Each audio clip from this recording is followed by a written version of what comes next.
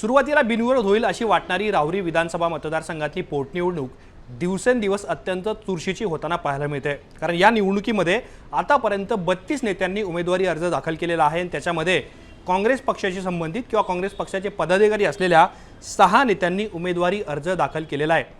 ठाकरे गट असेल, शिवसेना शिंदे गट असेल किंवा अन्य पक्ष असतील, या पक्षांनी सुद्धा राहुरी विधानसभा मतदारसंघामध्ये निवडणूक लढण्याची घोषणा केलेली आहे, की तसे संकेत दिले आहेत। आणि सगळ्यात महत्त्वाचं म्हणजे माजी मंत्री आणि शरद पवार गटाचे नेते किंवा माजी आमदार प्राजक्त तनपुरे हे कुठल्या पक्षाकडून निवडणूक लढणार हे सुद्धा या निवडणुकीचं भविष्य ठरवणार आहे। पण सगळ्यात महत्त्वाचं म्हणजे कुठल्या उमेदवारांनी अर्ज दाखल केलेला आहेत। शिवाजीराव कर्डिले यांचे जे कट्टर विरोधक मानले जायचे ते सुद्धा या निवडणुकीमध्ये सक्रिय झालेले आहेत। त्यांची नावं काय आहेत ते सुद्धा उमेदवारी अर्ज भरतायत का। आणि एकूणच तनपुरेंच्या सोबतच अनेक विरोधी नेते ॲक्टिव्ह झाल्यामुळं किंवा निवडणूक लढवण्याच्या भूमिकेत आल्यामुळं अक्षय कर्डिले यांची अडचण कशी वाढलेली आहे, त्याचबरोबर ही निवडणूक कशा पद्धतीने रंगतदार होते तेच मी तुम्हाला या व्हिडिओच्या माध्यमातून सांगणार आहे। नमस्कार, मी या ठिकाणी मुंबई तकमध्ये तुम्हा सर्वांचं स्वागत आहे। तर सगळ्यात पहिला मुद्दा काय आहे की प्राजक्त तनपुरे यांचं काय। प्राजक्त तनपुरे हे यांनी सुरुवातीला एक प्रकारे ज्यावेळेला फडणवीसांनी सांगितलं की आम्ही बिनविरोध काढण्याचा प्रयत्न करू, पण जर तिथे निवडणूक लादली गेली विरोधकांकडून तर आम्ही निवडणूक लढू, त्यावेळेला प्राजक्त तनपुरे साधारणतः शांत होते। पण त्यांनी मतदारसंघातले दौरे, मतदारांच्या गाठीभेटी थांबवलेल्या नव्हत्या। ते मुंबईत सुद्धा आलेले होते। पण आत्ता सूत्रांकडून अशी माहिती मिळते आहे की महाविकास आघाडीने प्राजक्त तनपुरे यांना उमेदवारी देण्याचा प्रस्ताव हा दिलेला होता, परंतु प्राजक्त तनपुरे यांनी महाविकास आघाडीकडून मिळालेल्या उमेदवारीच्या ऑफरला एक प्रकारे नकार दिलेला आहे किंवा त्यांची उमेदवारी नाकारलेली आहे। प्राजक्त तनपुरे हे अपक्ष निवडणूक लढण्यास इच्छुक असल्याची माहिती समोर आलेली आहे। म्हणजे ते निवडणूक लढायला इच्छुक आहे याबद्दलची आता माहिती स्पष्ट झालेली आहे किंवा ते आता कर्डिले यांच्या विरोधात उमेदवार असू शकतात अपक्ष म्हणून। ह्याच्यामध्ये हा झाला एक मुद्दा। भाजपने यापूर्वी अक्षय कर्डिले यांना उमेदवारी स्पष्टपणे जाहीर केलेली होती, त्यामध्ये किंतु परंतु होता, कारण सुजय विखे पाटील यांचंही नाव त्या स्पर्धेमध्ये आलेलं होतं। पण भाजपने शिवाजी कर्डिले यांच्या मुलाचा विचार केला आणि अक्षय कर्डिले यांना उमेदवारी जाहीर केली। आता मी तुम्हाला प्राजक्त तनपुरे यांच्याबद्दल सांगितलं, अक्षय कर्डिले यांच्याबद्दल सांगितलं। आता असे कुठले नेते आहेत जे या निवडणुकीच्या रिंगणात उतरलेले आहेत, कुठले पक्ष आहेत ज्यांना ही निवडणूक लढवायची आहे, कुठले नेते आहेत जे कर्डिलेंचे कट्टर विरोधक मानले जायचे ते सुद्धा या निवडणुकीमध्ये ॲक्टिव्ह झालेले आहेत। तर त्याच्यामध्ये गोविंद मोकाटे यांचं नाव आलेलं आहे। गोविंद मोकाटे हे महाविकास आघाडीकडून निवडणूक लढण्यास इच्छुक आहेत। हे गोविंद मोकाटे तेच गोविंद मोकाटे आहेत ज्यांच्यावरती विषारी दारू विक्री केल्याचा आरोप आहे। राहुरीमध्ये नगर जिल्ह्यामध्ये एक गाव आहे ज्या गावामध्ये विषारी दारू पिल्यामुळं 10 ते 13 लोकांचा मृत्यू झालेला होता आणि या प्रकरणामध्ये गोविंद मोकाटे हे आरोपी होते आणि जवळपास 2 वर्ष ते तुरुंगात सुद्धा राहिलेले आहेत। आता ते जामिनावर बाहेर आहेत आणि त्यांना राहुरीतून विधानसभा निवडणूक लढवायची आहे। ते शिवाजीराव कर्डिले यांचे कट्टर विरोधक मानले जायचे आणि ते महाविकास आघाडीकडून निवडणूक लढण्यास इच्छुक असल्याची माहिती समोर येते।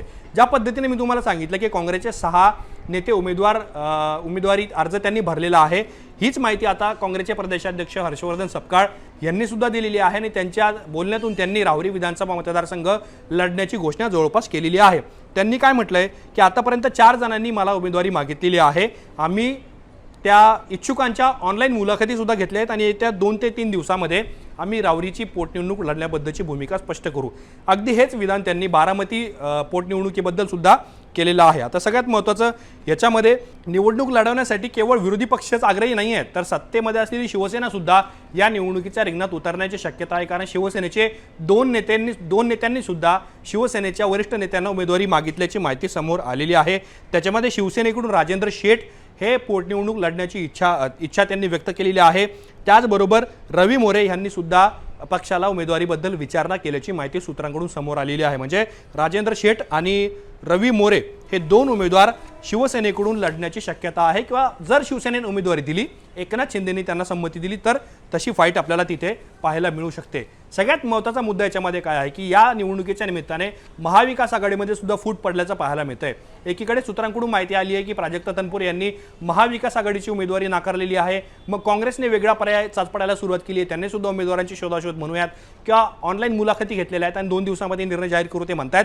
तिसरीकडे शिवसेना ठाकरे गटाने सुद्धा राहुरीवरती दावा ठोकलेला आहे। त्यांची सुद्धा इच्छा आहे की आम्हाला सुद्धा पोटनिवडणूक लढायची आहे। शिवसेनेचे खासदार संजय राऊत यांनी सुद्धा सकाळी आज माध्यमांशी बोलताना याबद्दलचा खुलासा केला की आमचा पक्ष सुद्धा राहुरीची पोटनिवडणूक लढवण्यासाठी इच्छुक आहे। अर्थात उमेदवार कोण द्यायचा कुणाची नावं चर्चेत आहेत ह्याच्याबद्दल जरी त्यांनी खुलासा केलेला नसला तरी सुद्धा राहुरीवरती त्यांनी महाविकास आघाडीच्या माध्यमातून म्हणूयात की त्यांचा पक्ष म्हणून म्हणूयात त्यांनी राहुरीवरती दावा केल्याचं पाहायला मिळालंय। आता साधारण मी तुम्हाला सगळ्या गोष्टींचे अँगल याच्यामध्ये सांगितल्या, पण राहुरीमध्ये मतदान कधी होणार आहे तर अर्ज दाखल करण्याची मुदत ही 6 एप्रिलपर्यंत आहे। आज 3 एप्रिल आहे, 3 दिवसांनी अर्ज दाखल करण्याची मुदत संपलेली आहे, संपणार आहे। म्हणूनच या निवडणुकीमध्ये रंगत येताना आपल्याला पाहायला मिळते आहे। अर्जाची छाननी 7 एप्रिलला होईल, अर्ज मागे घेण्याची मुदत ही 9 एप्रिल 2026 पर्यंत असणार आहे। मतदानाची तारीख ही की 23 एप्रिल 2026 ला राहुरी पोटनिवडणुकीसाठी मतदान होईल आणि 4 मे 2026 रोजी राहुरी पोटनिवडणुकीचा निकाल हा जाहीर केला जाणार आहे। आता याच्यामध्ये मी तुम्हाला जरी वेगवेगळ्या पक्षांच्या इच्छा त्यांचे दावे जरी सांगितलेले असले तरी सुद्धा प्रामुख्याने ही लढत प्राजक्ता तनपुरे किंवा विरुद्ध अक्षय कर्डिले यांच्यामध्येच होणार आहे। पण इंटरेस्टिंग गोष्ट ही असणार आहे की प्राजक्ता तनपुरे अपक्ष लढण्याची घोषणा करणार का, जशी माहिती सूत्रांकडून समोर येते आहे, किंवा ते अजून वेगळा पर्याय स्वीकारू शकतात याबद्दल सुद्धा आपल्याला पाहणं अत्यंत महत्त्वाचं ठरणार आहे। पण राहुरी बद्दल तुम्हाला काय वाटतं, तिथली पोटनिवडणूक असेल, अक्षय कर्डिले यांना भाजपकडून झालेली उमेदवारी जाहीर होणं असेल, किंवा प्राजक्ता तनपुरे यांनी लढवायचं तर ठरवलंय पण त्यांचा पक्ष कुठला असणार, त्यांचं चिन्ह कुठलं असणार हे अजूनही त्यांनी गुलदस्त्यात ठेवलेलं आहे। अन्य पक्ष सुद्धा या निवडणुकीमध्ये लढण्यासाठी ॲक्टिव्ह होताना पाहायला मिळत आहेत। तुम्हाला या सगळ्या प्रकरणांबद्दल काय वाटतं आम्हाला कमेंट बॉक्समध्ये नक्की सांगा। असेच माहितीपूर्ण व्हिडिओ पाहण्यासाठी मुंबई तकच्या यूट्यूब चॅनलला सबस्क्राईब करायला विसरू नका।